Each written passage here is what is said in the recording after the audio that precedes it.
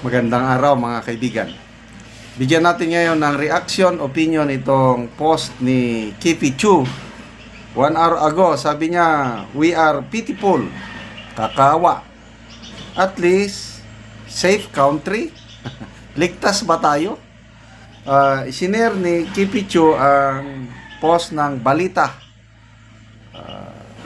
Ito po ang post ng balita tungkol po sa safety lalo ng mga foreign tourist sa Pilipinas.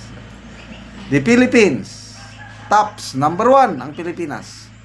The Philippines tops the world in the most dangerous countries for tourist safety according to the latest release published by comparison online platform Hello Safe. Okay, so malaking sakit sa ulo ngayon ng bagong Pilipinas ito, lalo na ang bagong appoint na PNP chief ni General Torre na sabi niya sa bagong Pilipinas ang gusto ng pulis, ligtas ka. Well, wag lang po tayo, dapat i-assure din natin kaligtasan ng mga turista kasi kikita tayo ng malaki sa tourism basta maganda lang ang seguridad. Paano ito ngayon? Number 1 sa buong mundo. Pinaka-dangerous nga bansa. Puntahan ng mga turista. Ay, nako.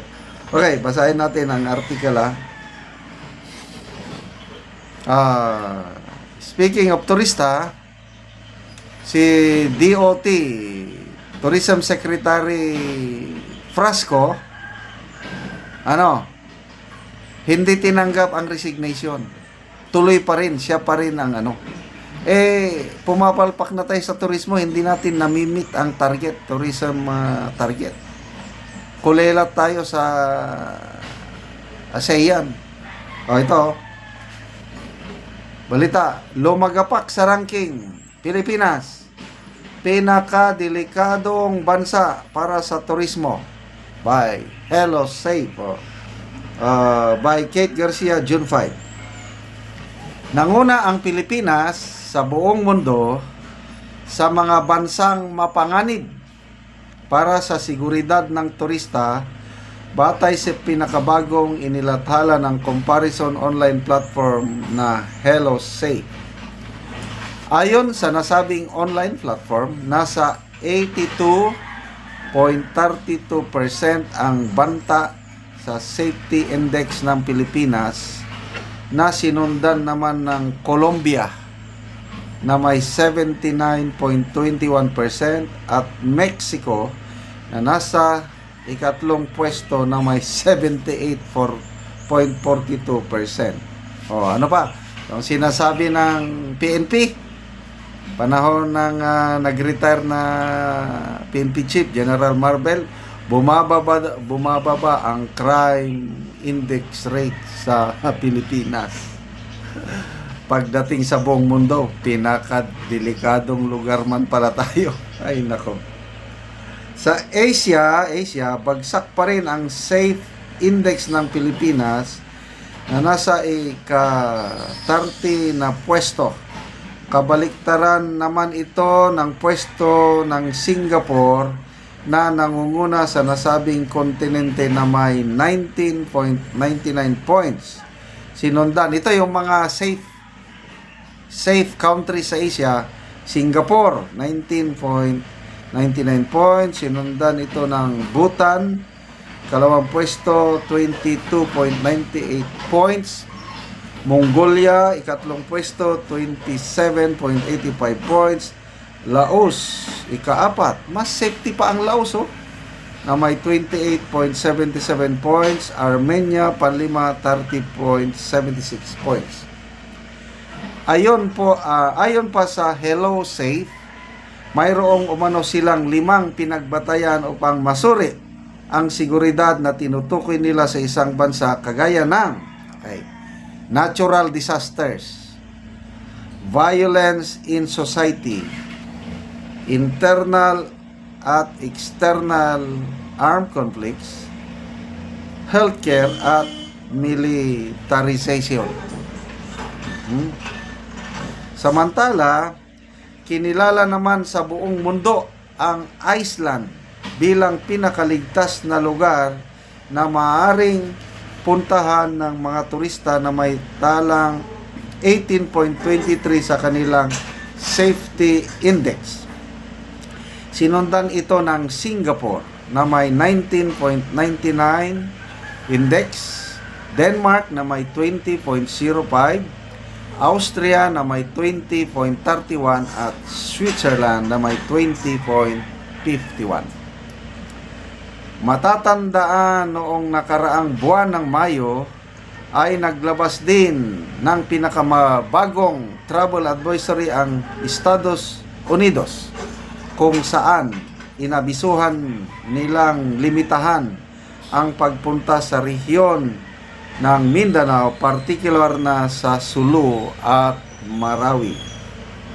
Kaugnay nito, nauna na rin naglabas ng travel advisory ang China hinggil pa rin sa banta umano ng seguridad sa buong bansa na dinipensahan naman ng palasyo at sinabing nagkakaroon lamang daw ng paghuli sa mga dayuhang gumagawa ng illegal sa bansa.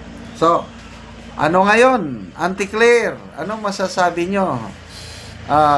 Hindi nyo naman nakita yung mga krimen, kaya not counted. So, good luck po sa ating gobyernong ito. Sana wag lang yung porous number 1. Worst airport in the world, nasa atin. Ano pa? Worst traffic situation in the world, nasa atin. Ano pa? Yun, most dangerous country to live, nasa atin. Ano pa? Number 1 rice importing country in the world, nasa atin. So, ang dami nating number 1 naman sa kahihiyan. Ano ba? Ito na ba ang tatak bagong Pilipinas? So, good luck sa administrasyon. Sana itong remaining 3 years na naiiwan ng administrasyong ito ay sana mag-improve ang serbisyo ng gobyerno, mag-improve ang kapayapaan at kailangan natin ng mga foreign tourists para sa economy ng ating bansa. Kaya salamat mga kaibigan sa inyong pagsubaybay sa channel na ito. Nakakatulong kayo ng malaki sa tribong Talaantig ng Bukidnon. Ang sweldo po natin is pantulong natin sa tribo. Namimigay tayo ngayon ng mga libreng yero at pako para mapaayos ang mga sira-sirang bahay ng tribo. Panoorin nyo ang video na ito. Mao na ni ang hero ang itabang sa mga tao nga kadtong mga daot na ang ilang balay og mao na ni sila ang matagaan. Ayo kay natagan na sa friend nga wan di na mi ulanan kay makatok na gyud mi. Tagan ang piso. Badalahan niyo ta ko. Kami ni bay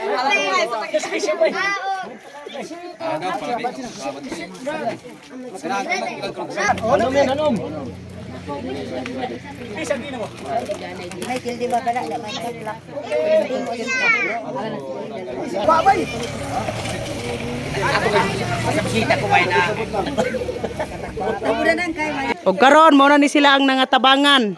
Salamat! Salamat! Salamat kami kay nangibala kami og sen. Namong balay kay doon matuluan og ulan. Kay makabalay na maigsen. Nabangan na maigsen kayo. Salamat kayo. Salamat kayo.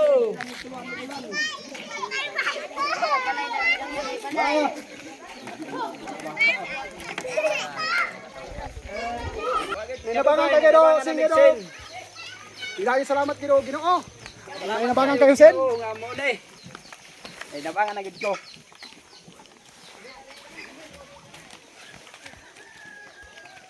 Salamat kayo. Sana naghatag ani.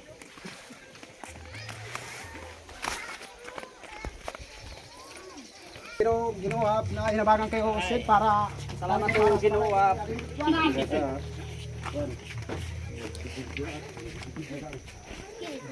So mao na ni ang gipatukod ni kuya nga balay. So makatop ra gid siya og hero.